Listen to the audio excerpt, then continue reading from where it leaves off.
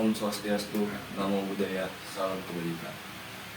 Yang terhormat pada dosen pengampu mata kuliah umum Bahasa Indonesia, Ibu Etsa Purbani, MPD, dan yang saya cintai serta yang saya banggakan, teman-teman seperjuangan yang sampai saat ini tidak lelah menuntut ilmu demi meraih cita-cita di masa yang akan datang. Puji syukur kita panjatkan kepada kehadirat Allah Subhanahu wa Ta'ala, sehingga sampai detik ini kita masih diberikan kehidupan, yakni nikmat dan juga kesempatan dalam menggali ilmu sedalam-dalamnya. Salawat serta salam tak lupa pula kita haturkan kepada Nabi Muhammad SAW yang selalu mencintai serta membimbing kaum-kaumnya untuk menjalankan sunnah Allah dan membawa ke jalan yang benar. Sebelumnya, izinkan saya untuk memperkenalkan diri.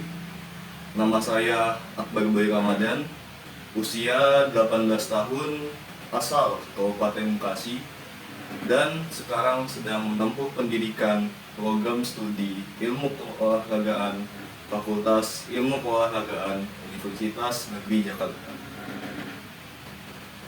Penggunaan bahasa Indonesia pada generasi muda saat ini sudah mulai pudar, di mana banyak anak muda sekarang lebih sering menggunakan bahasa-bahasa gaul, bahkan tak lepas dari bahasa yang tak senonoh.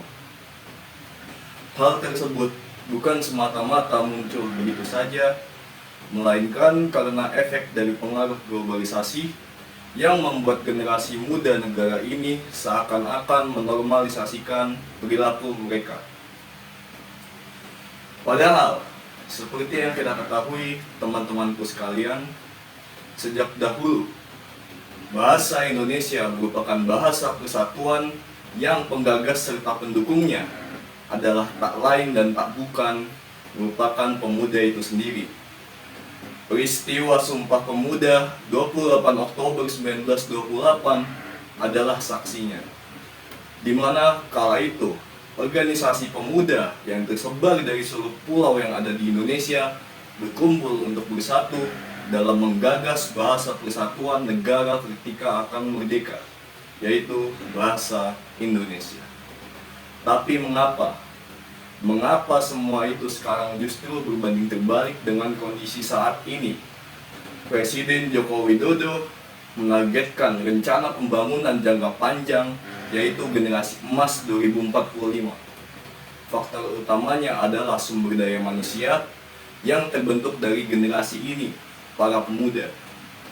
Dan untuk mewujudkan pencapaian tersebut, faktor pendukungnya adalah atribut negara, yaitu bahasa, semboyan, lambang, bendera, dasar negara, konstitusi negara, dan lain sebagainya. Dalam segi bahasa, tidak mungkin nantinya seorang pemuda ketika ikut serta berargumen bersama petinggi negara menggunakan bahasa gaul yang mereka lakukan sehari-hari. Pastinya harus menggunakan bahasa baku dalam bahasa Indonesia. Terlepas dari sisi negatif yang bisa terjadi ke depannya, ada pula sisi positifnya, di mana dengan bahasa sehari-hari, pemuda lebih mudah dalam mengutarakan hati mereka, mencari lebih banyak teman, dan lebih mudah dalam berkomunikasi.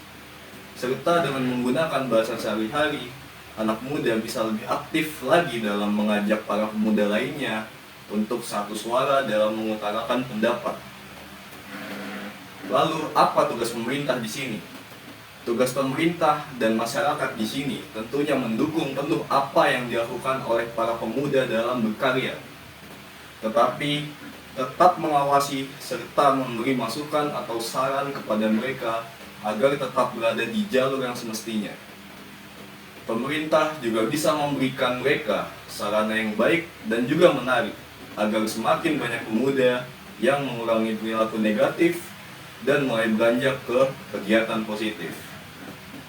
Lalu, kelanjutan dari hal di atas, salah satu contoh dari program yang saya lakukan sebagai Duta Bahasa Indonesia, nantinya bersama dengan Badan Pengembangan dan Pembinaan Bahasa dari Kementerian Pendidikan, Kebudayaan, Riset dan Teknologi, perwakilan dari DPRD setempat, dan komunitas bahasa lainnya, melakukan talk show aktif bersama dengan tokoh-tokoh pemuda dari mulai tingkat SMA sampai dengan kuliah dan juga komunitas pemuda yang berada di masyarakat untuk membahas terkait beberapa isu pengembangan yang akan direncanakan oleh pemerintah ke depannya.